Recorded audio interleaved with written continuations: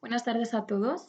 En el vídeo de hoy voy a hablar de cómo poder gestionar el hambre emocional durante este tiempo de confinamiento. En primer lugar, esta presentación va dedicada a todas aquellas personas que padecen ya sea trastornos por atracón, ya sea hambre emocional o que de alguna manera comen compulsivamente y en exceso. Entonces, en primer lugar, cabe destacar que la situación de confinamiento que estamos viviendo puede despertar en nosotros emociones que estaban dormidas, como puede ser la rabia, la tristeza, el miedo, ¿de acuerdo? Y es que, bueno, las personas con tendencia a comer compulsivamente, yo he sido una de ellas durante muchos años, he tenido incontables episodios de atracón y sé de lo que hablo, es decir, no es algo que me hayan contado, es algo que he vivido en carne propia y que he podido superar y por eso hablo con la propiedad con la que lo hago. Entonces, lo que decía es que las personas que tienen tendencia a comer emocionalmente, hemos aprendido que pues, ante una situación de estrés, como puede ser la que estamos viviendo actualmente, que nos han sacado de golpe de nuestra vida rutinaria, nos han encerrado en casa de alguna manera, pues ante esta situación de estrés, nuestra vía de escape es la comida. Otra persona, su vía de escape será fumar, otra persona será beber alcohol, otra persona será drogarse. En este caso, pues voy a hablar de lo que es la comida. ¿Y esto dónde puede tener su origen? Pues bien, puede ser que de pequeños, ¿sí? Todo al final tiene origen en los comportamientos que hemos aprendido cuando éramos pequeños. Y si de pequeños, pues quizás hemos vivido en un ambiente emocional estresante en casa que no éramos capaces de gestionar, nuestro recurso para evadirnos y evitar de esa manera sentir el dolor que ese estado emocional, que esa situación nos hacía sentir, era recurriendo a la comida, ¿sí? Voy a poner un ejemplo para que os entienda mejor. Por ejemplo, el caso de una niña pequeña o de un niño cuyo ambiente emocional es que día tras día sus padres están constantemente discutiendo y no le prestan atención, este niño, por ende, sus necesidades afectivas no están siendo cubiertas. Y el niño pequeño, desde sus recursos limitados, para evitar sentir ese dolor que le causa el ver que sus padres constantemente están discutiendo e insultándose, su forma de evadirse y no afrontar ese dolor porque le es demasiado doloroso va a ser a través de la comida, por ejemplo, ¿sí? Entonces, al final, este comportamiento no es bueno ni malo, sino que hay que ver que tiene su origen en un comportamiento que hemos aprendido desde que éramos pequeños para poder adaptarnos a una situación que para nosotros era estresante.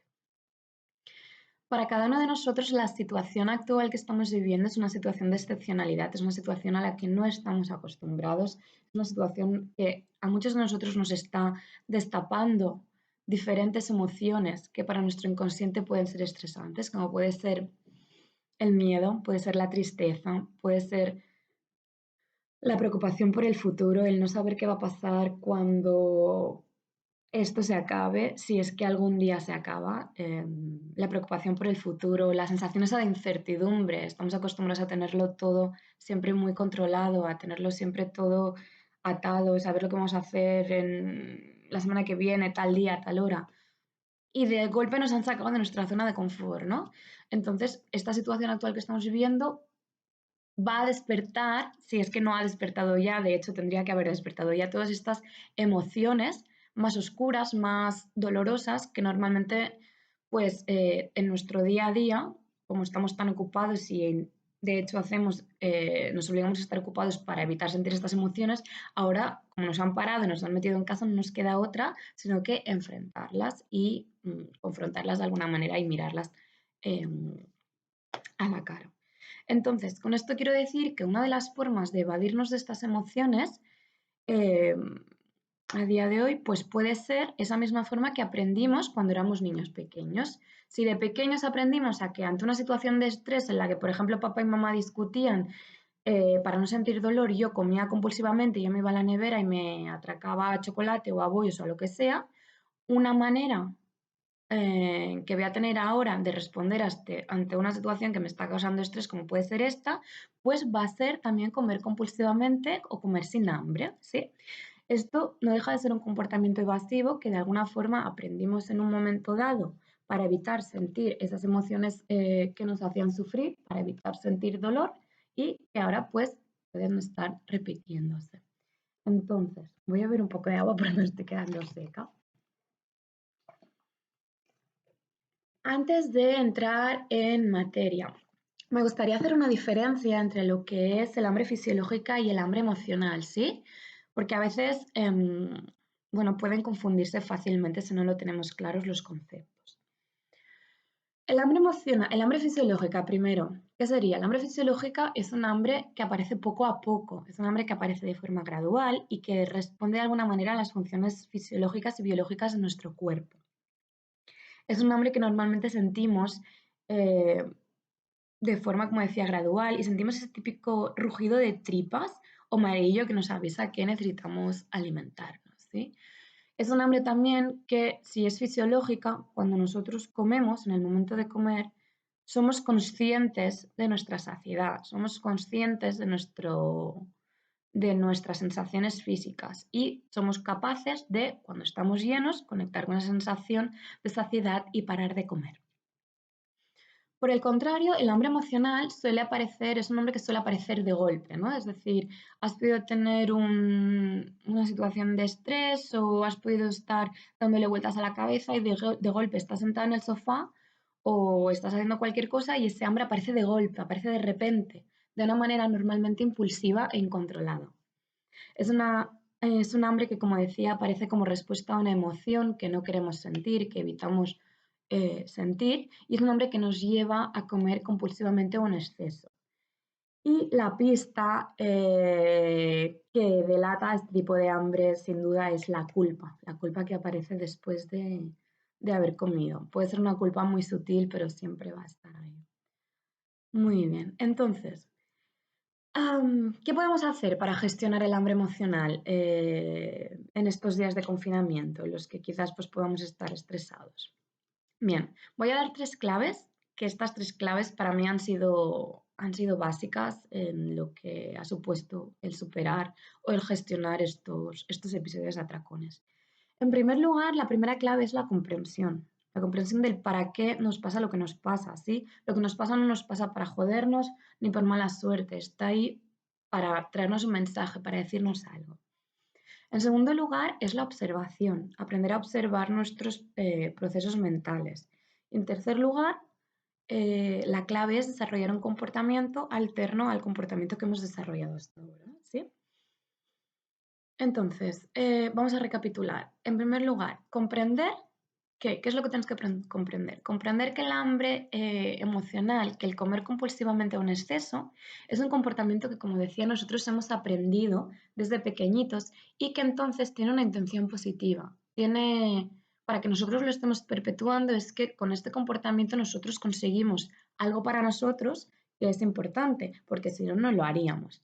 Entonces, podemos preguntarnos, ¿para qué como compulsivamente?